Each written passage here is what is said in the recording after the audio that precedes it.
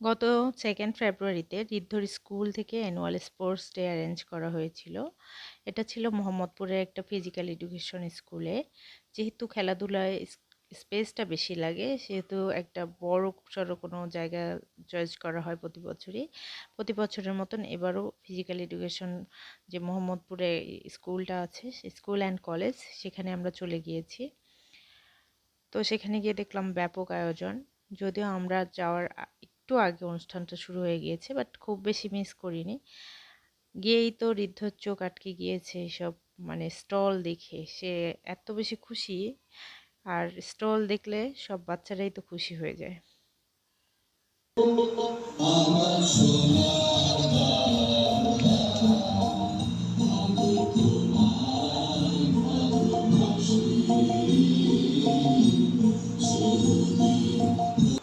এখনও 2-1 মিনিট আগেই বেলুন এবং পায়রা উড়িয়ে দেওয়া হয়েছে।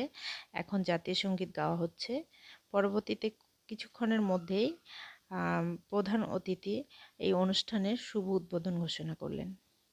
2025 of Oxford International School. Bismillahirrahmanirrahim. I hereby declare the commencement of the annual Sports Day 2024-2025 of Oxford International School. Thank you. পৌঁছানোর পর মাঠের অনেকটা জায়গা ঘুরে গিয়ে জায়গা পেতে হয়েছে। আর বসার জায়গাগুলো ছিল বেশ কিছুটা দূরেই। মেইনলি স্টলগুলো, খাবার এবং বিভিন্ন আইটেমের যে স্টলগুলো, সেগুলো পেরিয়ে গিয়ে বসার জায়গাটা। আর আমরা ঢুকেই ঋদ্ধ ওর একটা ফ্রেন্ডের দেখা পেয়েছে। ফ্রেন্ড এবং তার মায়ের সঙ্গে দেখা হয়ে যাওয়ার কারণে একটু সুবিধা হয়েছে, এবং যে বসার জায়গা সেখানে যেতে যেতে আরেকটা ফ্রেন্ডেরও দেখা হয়েছে। ফ্রেন্ডের সঙ্গে দেখা হওয়ার কারণে ঋদ্ধর একটু ভালো লাগতেছিল, আর আমাদের জন্য সুবিধা হয়েছে যে ঋদ্ধ কোথাও ছুটাছুটি করতেছিল না, ফ্রেন্ডদের সঙ্গেই মজা করতেছিল। আর এর মাঝে কিন্তু ওদের ক্লাসে যে 7 জন স্টুডেন্ট, তার মধ্যে 3 জন যে ছেলে ফ্রেন্ড, সে তাদেরকে খুঁজে পেয়েছে। বাট ও বারবার বলতেছিল যে ওর মানে ওই বাকি ফ্রেন্ডদের কথা, ওদেরকে কোথায় পাবো। বাট আমরা আসলে তখন পর্যন্ত কাউকে খুঁজে পাইনি, এবং খুঁজে পাওয়া পসিবলও ছিল না, এত লোক সমাগম ছিল। আর যে মানে জায়গাগুলো বুকড হয়ে গিয়েছে, বসার জায়গা কে কোথায় পেয়েছে জানি না। এর মাঝে বিভিন্ন ব্রাঞ্চের স্টুডেন্টরা আসা শুরু করে দিয়েছে। ঋদ্ধ কিন্তু খেলতে যায়নি, কারণ ও কোনো খেলার জন্যই মানে সিলেক্ট হয়নি। খেলার জন্য সিলেক্ট হওয়ার জন্য আসলে ও অ্যাটেন্ড করেছিল মাত্র একটা খেলাতে। তার আগে আমরা সেন্ট মার্টিন ট্যুরে গিয়েছিলাম, এর মাঝে বাকিগুলো ট্রায়াল হয়ে গেছে। এনিওয়ে, যেদিন মানে যে একটা খেলার জন্য ট্রায়াল করে দিয়েছে, সেটাতে সে ডিসকোয়ালিফাইড হয়েছে। এজন্য সে জাস্ট ওখানে অনুপ্রেরণা দেওয়ার জন্য এবং অ্যানুয়াল স্পোর্টস ডে এনজয় করার জন্য গিয়েছে।